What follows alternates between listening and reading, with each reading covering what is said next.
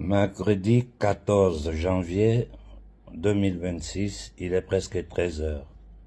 Bon, excusez-moi si je suis un peu en désordre. J'ai ma femme de ménage qui est malade, donc bon, pratiquement, je dois tout faire seul à la maison. Comme madame n'est pas en bonne santé aussi, bon, voilà quoi, ça me prend toute la journée. Mais vous, les jeunes Africains, vous êtes terribles, non? Ça me fait beaucoup plaisir, ça me fait énormément plaisir que vous m'écrivez tous. Vous me demandez d'intervenir, beaucoup sont préoccupés parce qu'ils ne me voient plus. Ça fait vraiment plaisir, non? On se sent moins seul et on se rend compte que tous les efforts que nous sommes en train de fournir collectivement donnent des fruits. Même s'il faut intensifier, même s'il faut mettre en exergue des stratégies pour faire entendre notre voix, pour faire entendre la voix de l'Afrique, parce que c'est la seule voie pour sauver l'Afrique. Il n'y a pas d'autre solution. Je ne parle pas parce qu'il y a eu des années où nous, on était obligés d'être en ligne tous les jours pour informer, pour conscientiser, pour parler. Mais aujourd'hui, la jeunesse africaine fait de façon excellente ce travail. Il y a combien de chaînes YouTube qui relancent ce que nous avons dit dans le passé? Il y a combien de nouvelles chaînes qui se créent tous les jours par les jeunes Africains qui diffusent les informations? Donc il y a une conscience collective qui s'éveille. Ça fait plaisir, ça nous fait comprendre que les efforts que nous avons fournis n'ont pas été inutiles. Mais ce n'est pas suffisant. Il faut accélérer. Il faut accélérer parce que ce qui est en train de se passer dans le monde est sous nos yeux. Beaucoup m'ont écrit pour me dire, mais dans la vidéo que tu as faite dimanche en italien, tu parlais de quoi? J'essaie de tirer l'attention des gens sur ce qui est la réalité de ce monde-là. Parce qu'on nous fait croire que après la fin de la Seconde Guerre mondiale, avec les institutions de Bretton Woods, l'Amérique a mis sur pied un nouvel ordre mondial basé sur la démocratie, sur les droits humains, sur les droits universels de l'homme, sur l'autodétermination des peuples. C'est faux. C'est totalement faux. Ils n'ont fait que changer l'empire mourant anglais, la thalassocratie anglaise, par celle américaine. Et qu'est-ce qu'ils ont fait? Les entités démoniaques qui gouvernent ce monde, qui sont à l'origine de la Seconde Guerre mondiale, à la fin de la guerre mondiale, avec toute l'Europe affaiblie, le Japon affaibli, les pays du monde, les grands pays du monde, tous affaiblis, ils ont utilisé l'Amérique pour changer d'empire, en passant de l'empire anglais à l'empire américain. Voilà tout ce qu'ils ont fait. Et ensuite, qu'est-ce qu'ils ont fait? Ils ont utilisé les 7 sœurs pour prendre contrôle du pétrole mondial, c'est-à-dire donc de l'énergie mondiale, et ils ont imposé ensuite le pétrodollar. Le pétrodollar qui, jusqu'à aujourd'hui, est utilisé comme monnaie de référence des échanges internationaux. Donc, ils n'ont fait que substituer un empire par un autre. À chaque fois qu'un empire meurt, et tous les empires meurent presque de la même façon, la planche à billets, la fausse monnaie, bon, c'est pas ça l'objet de la discussion aujourd'hui. Mais ce que j'ai essayé de dire aux Italiens, et aujourd'hui, nous nous rendons compte qu'effectivement, tout ce qui a été mis sur pied comme règle internationale, comme droit international, comme droit universel de l'homme, toutes les conventions aujourd'hui ont été effacées par ceux qui se disaient garants de cela, ceux qui disaient qu'ils importaient la démocratie au reste du monde. Là. Aujourd'hui, ce sont eux qui sont en train de se comporter de façon violente, de façon barbare. Et les raisons sont simples. De nouvelles puissances sont en train de naître. Et après la chute de l'Union soviétique, jusqu'à l'arrivée de Poutine, l'empire du mal pensait avoir pris contrôle de la Russie. Mais avec l'arrivée de Poutine, qui a nettoyé le pays, qui a remis le pays sur les rails, qui a donné une croissance extraordinaire à son pays, et qui a créé une force militaire, c'est-à-dire amplifier la force militaire et technologique de la Russie, qui aujourd'hui est en train de se battre contre l'OTAN. C'est pas contre l'Ukraine que la Russie se bat. La Russie se bat contre l'OTAN dirigée par l'Amérique. L'Ukraine n'est qu'un instrument. Comme au Moyen-Orient, c'est pas Israël qui se bat, ce ne sont pas les Ashkénazites juifs qui sont en train de se battre. Ils sont seulement manipulés. C'est l'Amérique qui se bat, c'est-à-dire le pouvoir, le maudit pouvoir dirigé par les États-Unis sur le plan militaire, qui est en train de se battre au Moyen-Orient pour le contrôle du territoire, pour la balkanisation du Moyen-Orient, et tout ça avec l'aide des dirigeants arabes, comme ceux que nous appelons chez nous les nègres des salons. Et toute cette violation, cette déportation, la façon dont ils ont déporté Maduro, comme on déportait nous, nos ancêtres là, c'est la même façon. Hein. Ils sont arrivés, ils l'ont pris, ils sont partis avec lui. En barbe à toutes les lois internationales, au droit international, à toutes les conventions, à l'immunité que les chefs d'État ont. Ils s'en fichent pas mal. Notre tribunal a décidé ça, voilà ce que nous allons faire, nous allons le juger. Quand un tribunal international ouvre la bouche, que ce soit le tribunal des Nations Unies ou la Cour pénale internationale, ils viennent, ils les menacent. On dit qu'il y a un génocide qui est en train de se produire sous nos yeux. C'est un génocide américain parce que c'est des armes américaines, c'est l'argent américain, c'est la technologie américaine, c'est la stratégie américaine. À n'importe qui on donne cette force-là, économique, militaire, d'intelligence, à n'importe quel petit pays du monde, tu peux mener un combat contre n'importe qui. Voilà comment ils sont en train d'utiliser Israël pour la balkanisation, pour la destruction, pour le contrôle des richesses et des peuples du Moyen-Orient. Ce qu'ils sont en train de faire en Iran, avec cette révolution colorée qu'ils sont en train de mettre sur pied, c'est normal. Ils profitent du mécontentement de la société civile, surtout des commerçants iraniens. Vous savez tous, vous avez vu les informations, la spéculation sur la monnaie iranienne, l'inflation qui génère des prix exorbitants, qui crée la pauvreté, qui empêche, qui bloque le commerce, avec toutes les sanctions que l'Iran a. Donc, c'est que le peuple iranien est en train de souffrir. Là. Les origines, c'est toujours les États-Unis d'Amérique et ses États satellites. Ce qu'ils appellent la communauté internationale. Ça dit, ils se fichent de la gueule des peuples du monde, non?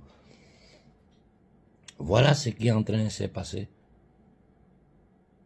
Et chez nous, là, ils nous ont lancé tous les signaux. Et nous savons tous, même si le monde entier refuse d'en parler, même si tout le monde fait tout pour ignorer l'Afrique, l'Afrique, c'est le continent de l'avenir. Toutes les matières premières indispensables, stratégiques sont versées, mais même pas plus de 15-20% du territoire africain a été exploré. On parle des richesses à droite, à gauche. Il n'y a aucun continent au monde qui peut se comparer à l'Afrique. Il n'y en a pas. L'Afrique seule peut nourrir les 8 milliards d'êtres humains qui sont sur cette planète. Une fois le reste, on va jeter. Mais en Afrique, il n'y a pas d'eau potable, il n'y a pas de courant, il n'y a pas d'électricité. Quand un jeune capitaine arrive, il inaugure l'autoroute, il veut construire l'autoroute. Tout le monde, c'est la fête. 60 ans, près de 80 ans, qu'est-ce que les dirigeants africains ont fait? Ils n'ont fait que s'enrichir et se plier. Et c'était ça les conditions. Tu t'enrichis, tu te plies, ou on te tue, on te remplace. Combien d'opérations les États-Unis ont fait dans le monde?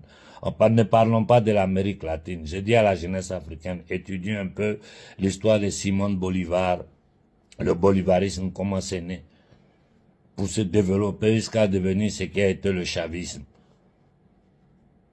Ça va vous permettre de comprendre un peu l'ingérence américaine, ce qu'ils appellent la doctrine Monroe, en Amérique latine, ce qu'ils ont combiné, mais c'est inacceptable. Et dans le passé, ils ont toujours pu couvrir tous leurs crimes, tout leur mal, à travers le tam-tam médiatique, la violence, la menace, la coercition. Mais aujourd'hui, ce n'est plus possible. À n'importe qui sur cette planète, je ne dis pas la société civile américaine totalement, une grande partie a été totalement neutralisée, zombifiée. Ils ne savent même pas ce qui se passe dans un autre État américain, à plus forte raison ce qui se passe dans le reste du monde. Je parle de ceux qui gouvernent l'Amérique. Aujourd'hui, n'importe où tu dis Amérique, les gens te crachent dans le visage. On te dit c'est un État canaille, c'est un État voyou, c'est un État criminel. C'est un État qui vit des spéculations, qui vit du sang, de la sève du reste de l'humanité. Mais aujourd'hui, Trump ne cache même pas, comme avant, il disait, non, on a enlevé le dictateur, on va envoyer la démocratie. Non, aujourd'hui, ils disent clairement, on a enlevé le gars là, on va gérer le pétrole. Notre pétrole, ça nous appartient. Et regardez ce qui est en train de se passer dans le Sahel. Même si aujourd'hui, le gouvernement de l'AES essaie de cacher un peu la chose. Mais ça ne peut pas durer. Nos dirigeants sont menacés matin, midi et soir. Voilà pourquoi sur le Mali, j'ai pris une certaine position. Parce que qui tu vas mettre à la place de Koïta, ils vont le menacer aussi. Qu'est-ce que nous, en tant que société civile africaine, nous devons faire? Nous qui faisons de l'activisme, nous sommes, souvent moi-même je sais, je suis très radical dans mes propos, mais c'est ce qu'il faut. Il faut que les gens voient le fond du problème, qu'ils comprennent de quoi nous sommes en train de parler. Nous parlons de l'armée de Satan, de l'armée d'Iblis, qui gouverne ce monde-là de façon pyramidale. Et ça, là, ça ne peut plus continuer. Parce qu'aujourd'hui, là, ils veulent détruire l'être humain dans son essence. Nous voulons un monde gouverné par un pouvoir circulaire, où les dirigeants du monde s'asseyent et réfléchissent sur le bien-être des peuples du monde dans leur autodétermination, respectant les droits universels de l'homme. Tout peuple a droit à son autodétermination. Nous vivons dans une condivision, dans une fraternité globale. C'est faisable.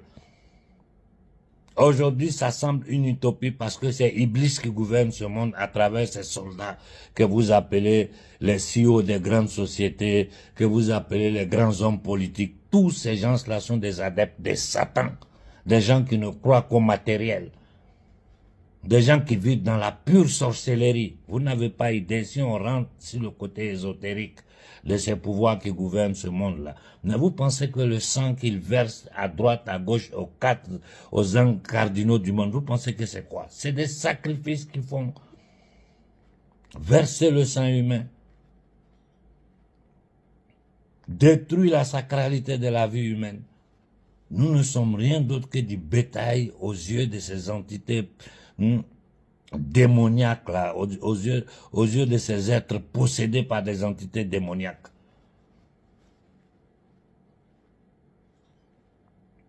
Il n'y a que, j'ai dit dans mon discours dimanche en italien, j'ai dit clairement, il y a deux choses où les peuples du monde se rendent compte vraiment de ce qui est en train de se passer.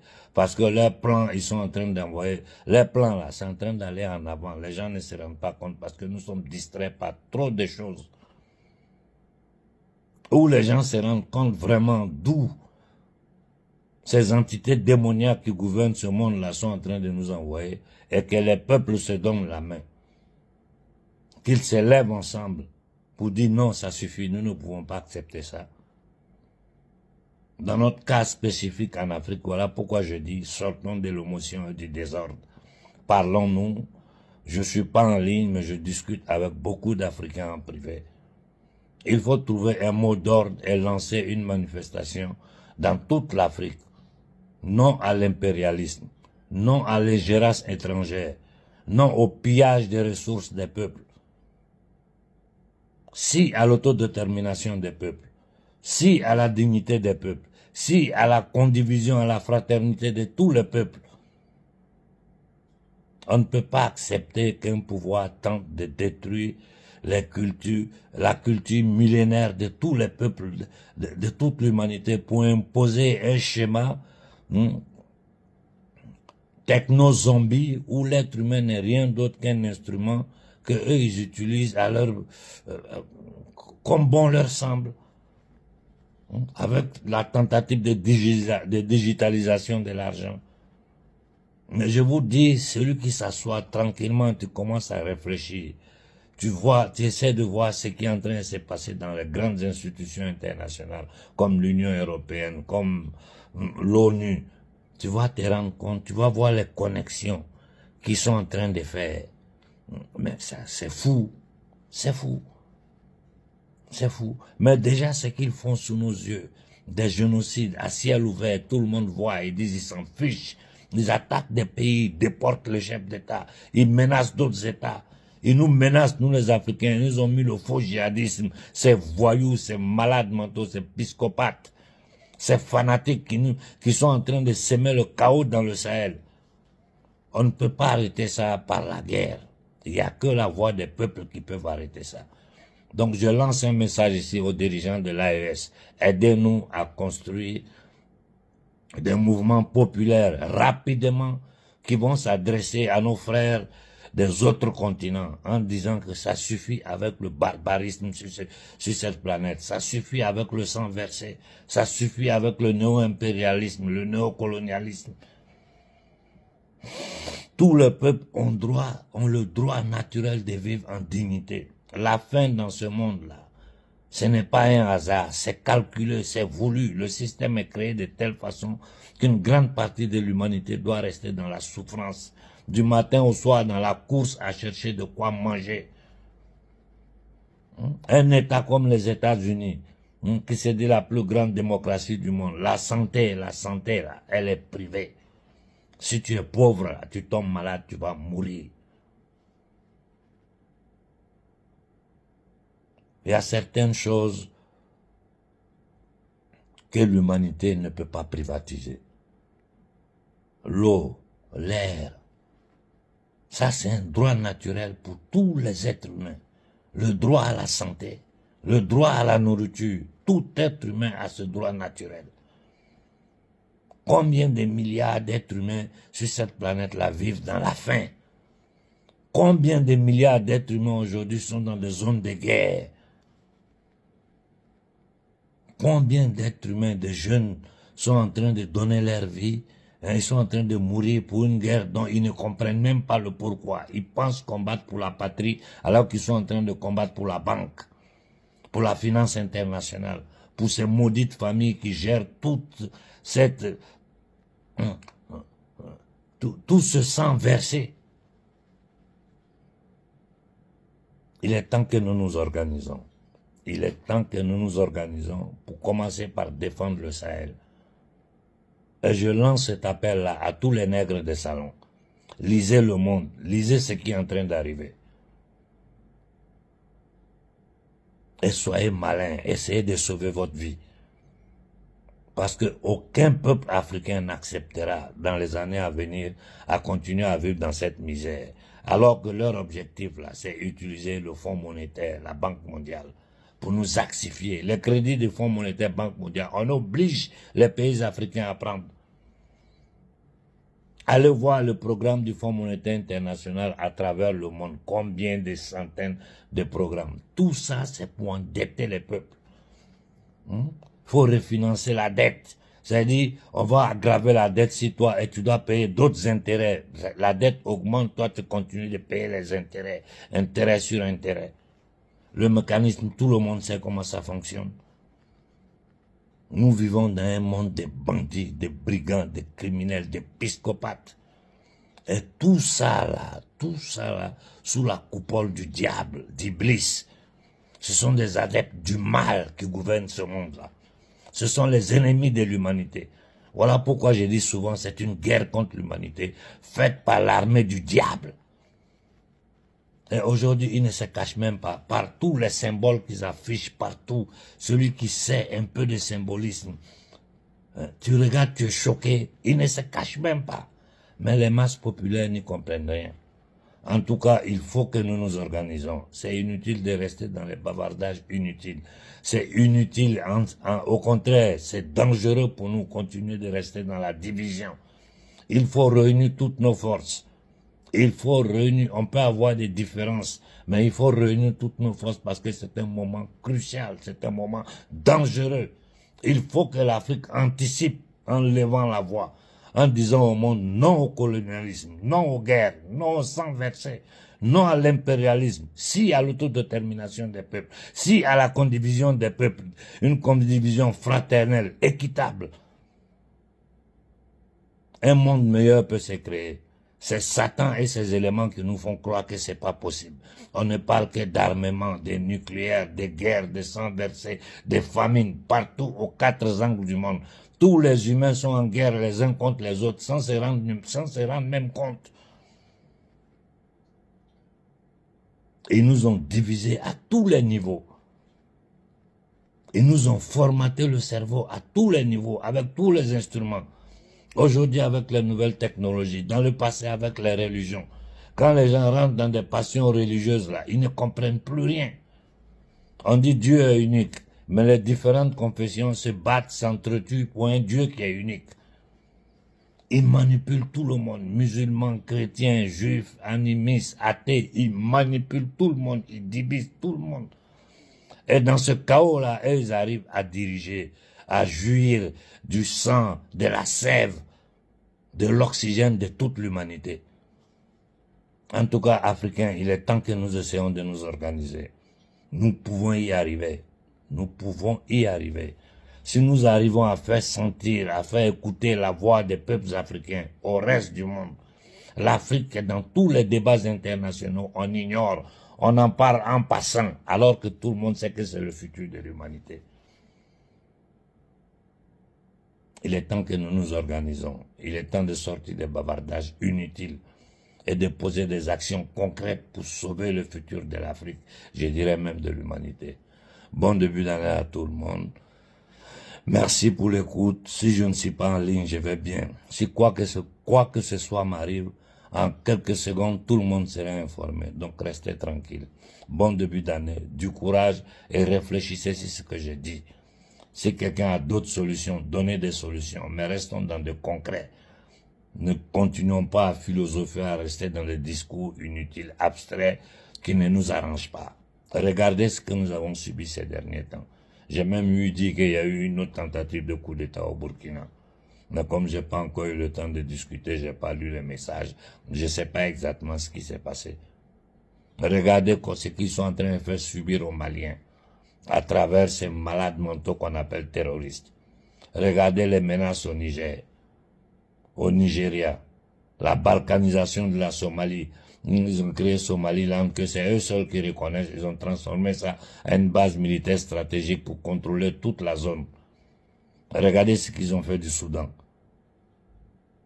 Et regardez leurs projets, ce qu'ils ont intention de continuer à faire, surtout chez nous en Afrique. Regardez ce qu'ils ont fait du Congo, de l'Afrique centrale. Et décidons ce que nous voulons faire pour faire arrêter tout ça là. Ce n'est plus acceptable. Voilà, bon après-midi à tout le monde. Merci pour l'écoute. Si j'ai offensé quelqu'un, je m'excuse, je n'ai aucune intention d'offenser. J'essaie simplement de réfléchir avec nous les Africains, avec l'humanité dans son entièreté. Qu'est-ce que nous faisons devant ce plan diabolique contre l'humanité? Bon après-midi à tout le monde.